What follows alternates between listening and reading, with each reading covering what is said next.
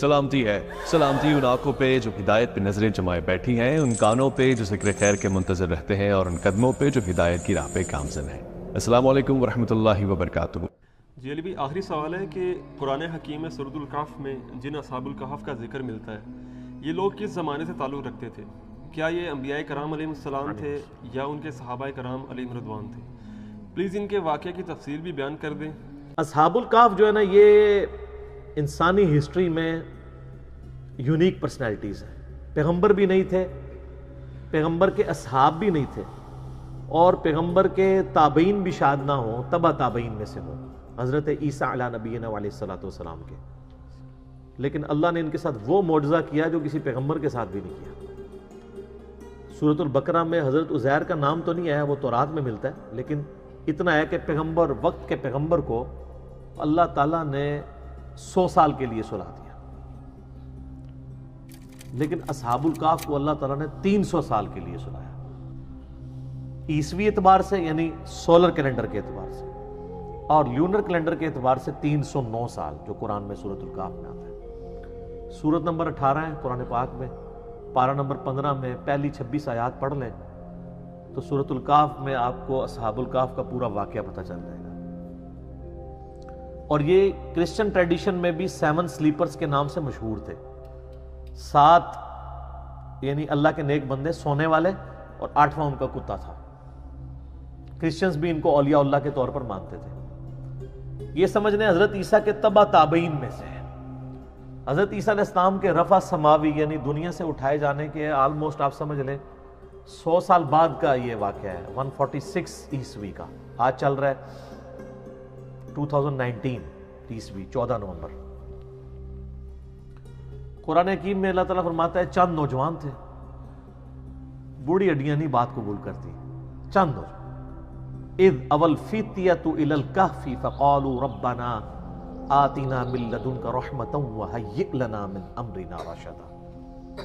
چند نوجوان تھے جب انہوں نے ایک غار میں پناہ لی، اور وہاں انہوں نے دعا کی، اے رب ہمارے آتنا من لدنک رحمہ، ہمیں اپنے پاس سے رحمت عطا فرما، اور ہمارے ہر معاملے میں کامیابی کی کوئی راہ نکال دے۔ اتنی کامل دعا ہے۔ میں اکثر اپنے بھائیوں سے کہتا ہوں، اس سب کانٹیننٹ کے معاشرے میں ہم نے اس کمزور سے پلیٹ فارم سے یہ جو دعوت لانچ کی ہے، اور آج تمام مکاتب فکر پہ سارے بر اعظموں پہ جا کے چھا گئی ہے، اس کے پیچھے جو روح ہے وہ یہ دعا ہے۔ کیونکہ میں بھی اللہ تعالیٰ سے یہ دعا کیا کرتا تھا کہ اصحاب الکہف کے ساتھ انہیں غیر معمولی واقعہ کر دیا۔ پوری رومن امپائر بت پرست ہے، اور 7 نوجوان اسلام قبول کرتے ہیں، تو نے ان کے ساتھ معجزہ کیا۔ آج یہاں سب کانٹیننٹ میں بھی اکثریت دین کے نام پہ گمراہی ہے۔ ہماری آواز کیسے لوگوں تک پہنچے گی؟ ان مکاتب فکر تک جن کی کروڑوں فالور، لاکھوں مسجدیں، لاکھوں علماء ہیں۔ اس کے پیچھے یہ راز ہے کہ میں دعاؤں میں، اپنی تشہد کی دعاؤں میں، عام دعاؤں میں یہ دعا آپ دیکھتے ہیں، ہر درس قرآن سے پہلے میں پڑھتا ہوں ربنا آتنا من لدنک رحمہ وہیئ لنا من امرنا رشدا۔ اس کے علاوہ بھی حضرت یونس علیہ السلام کی دعا، لا الہ الا انت سبحانک انی کنت من الظالمین، اور دعائیں۔ تو یہ اصحاب الکہف چند نوجوان تھے، توحید کی دعوت انہوں نے قبول کی، بادشاہ کے دربار میں کھڑے ہو کے انہوں نے اعلان کیا کہ ہم تیری عبادت نہیں کریں گے، کیونکہ رومن امپائر میں اس وقت بت پرستی تھی، اور اس ایمپرر کو خدا مانا جاتا ہے۔ انہوں نے کہا تو بھی ہماری طرح کا انسان ہے، اپنے آپ کو نیند سے، کھانے پینے سے آزاد نہیں کر سکتا، ہم تیری عبادت کیوں کریں؟ ہم اس رب کی بات کریں گے جس نے زمین و آسمان کو پیدا کیا۔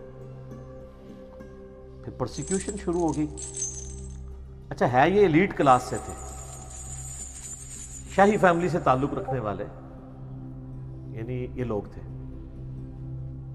پھر ان کے دل میں اللہ نے بات ڈال دی کہ پہاڑ میں جا کے پناہ لیتے ہیں تاکہ ہم ان کے ظلم و ستم سے بچ سکیں۔ تو یہ ایک پہاڑ پہ چلے گئے، ایک غار میں۔ یہ پورا واقعہ قرآن پاک میں آیا ہے۔ اللہ فرماتا ہے انہوں نے غار میں پناہ لی، اور اللہ تعالیٰ فرماتا ہے ان کو ہم نے وہاں پہ تھپکی دے کے سلا دیا۔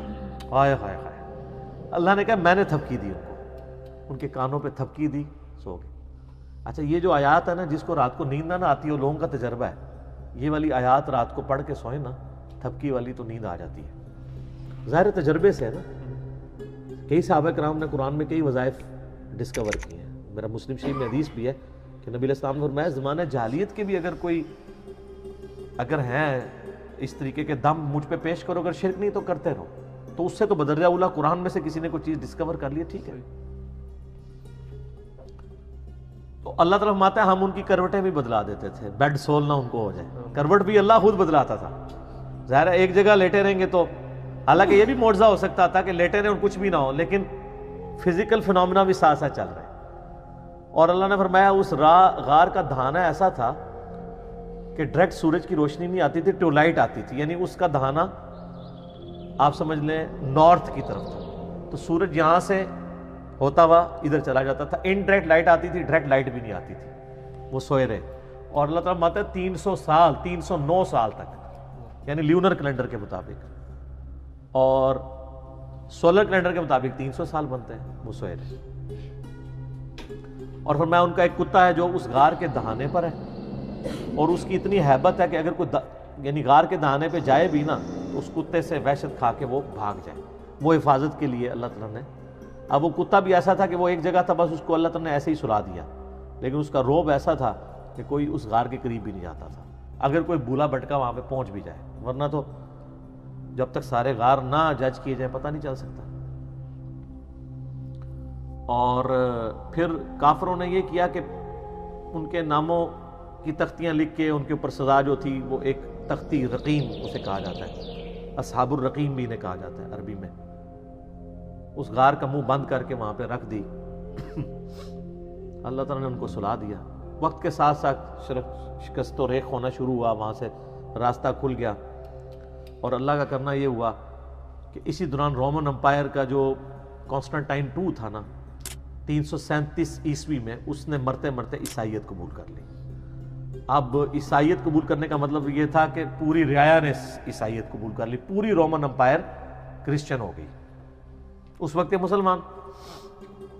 یعنی حضرت عیسیٰ علیہ السلام کے اٹھائے جانے کے 300 سال کے بعد، ورنہ ان 300 سالوں میں عیسائیوں نے بڑے ظلم اٹھائے ہیں ان بت پرستوں کے ہاتھ، وہ تو ایک پوری داستان ہے۔ تو اب وہ جب اٹھے تو وہ آپس میں کلام کرنے شروع ہو گئے کہ ہم کتنی دیر سوئے ہیں، دن یا دن کا کچھ حصہ، ان کو آئیڈیا نہیں ہوا، کیونکہ علم غیب نہیں تھا اس زمانے میں ہوتا۔ ان کو پتہ، حضرت عزیر علیہ السلام کو نہیں پتا چلا میں 100 سال سویا رہا ہوں، ٹھیک ہے۔ تو اللہ تعالیٰ نے ان کو سلا دیا۔ اب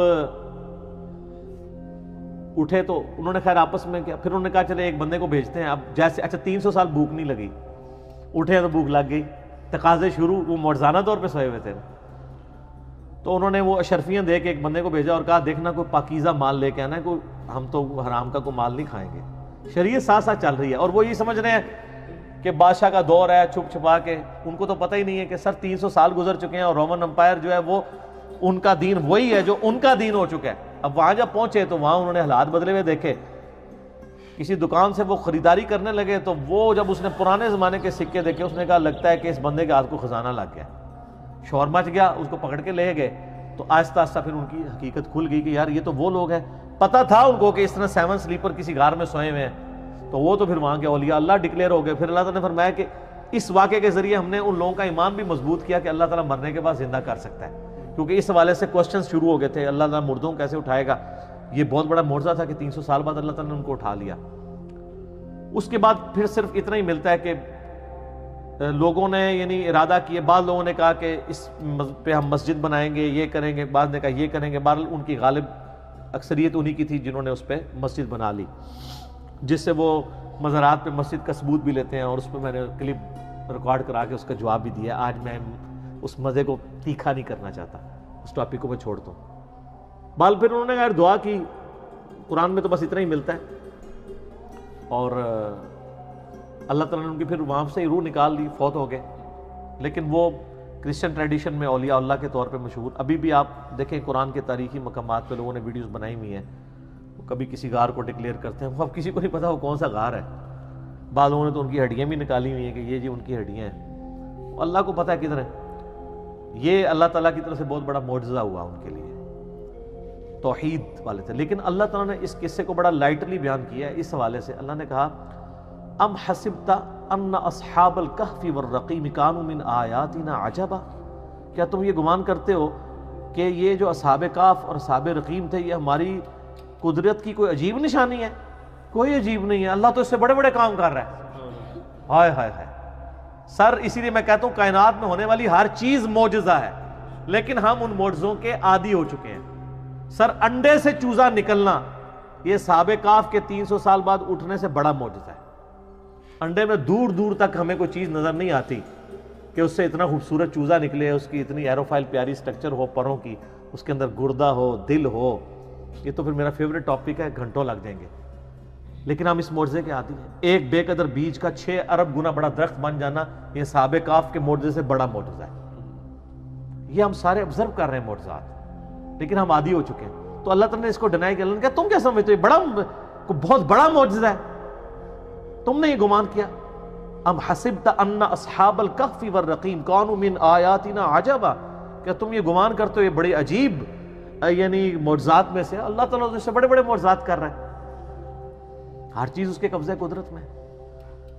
تو یہ جناب اصحاب الکہف کا ایک پورا واقعہ تھا، اور اس کو 15 اقساط کے اندر ایک ڈرامہ سیریل بنائی گئی تھی 1997 میں ایران والوں نے۔ سر وہ درجنوں زبانوں میں ڈب ہو چکی ہے، بنی فارسی میں تھی، اردو ڈبنگ میں بھی پیغام کراچی والوں نے اس کی ڈبنگ کی ہے۔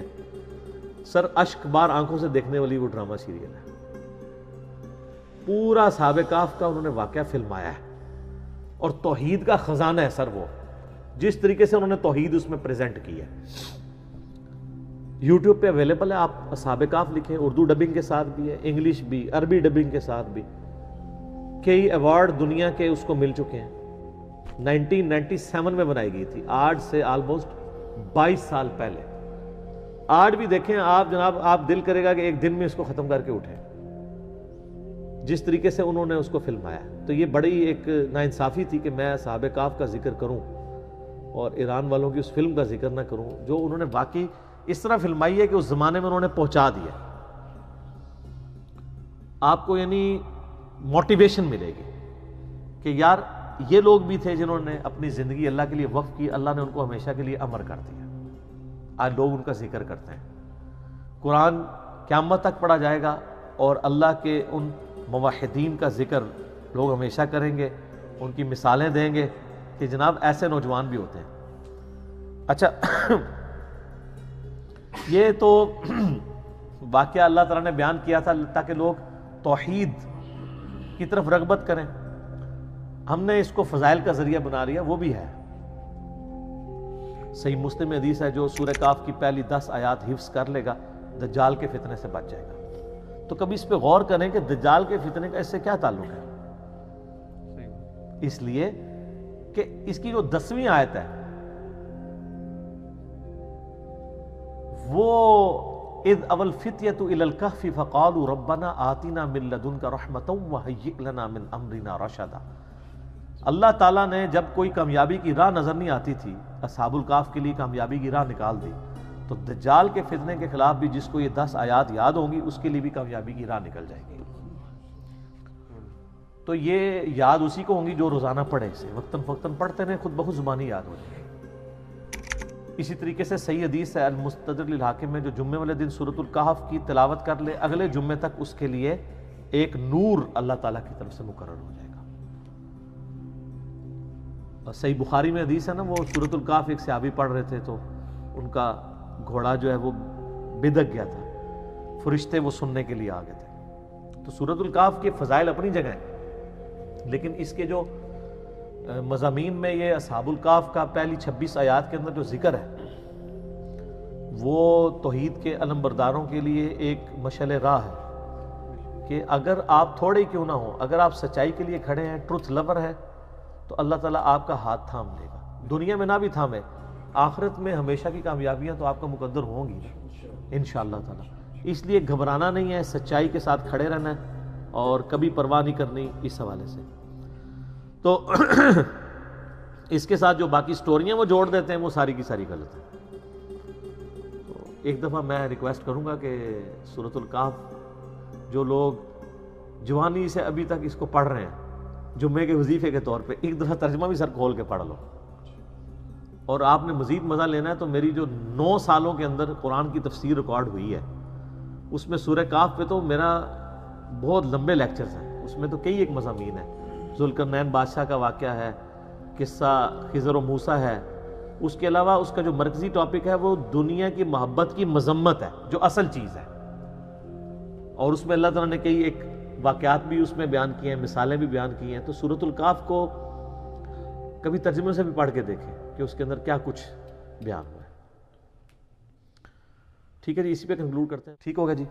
اللہ تعالیٰ سے دعا ہے جو حق بات میں نے کہی اللہ تعالیٰ ہمارے دلوں میں راسخ فرمائے، اگر جذبات میں میرے منہ سے کوئی غلط بات نکل گئی اللہ تعالیٰ ہمارے دلوں سے ہی محو کر دے، ہمیں کتاب و سنت کی تعلیمات پر عمل کر کے دوسرے بھائیوں تک پہنچانے کی توفیق عطا فرمائے۔ سبحانک اللہم و بحمدک، اشہد ان لا الہ الا انت، استغفرک و اتوب الیک، وما علینا الا البلاغ المبین۔ جزاکم اللہ خیرا و احسن الجزاء۔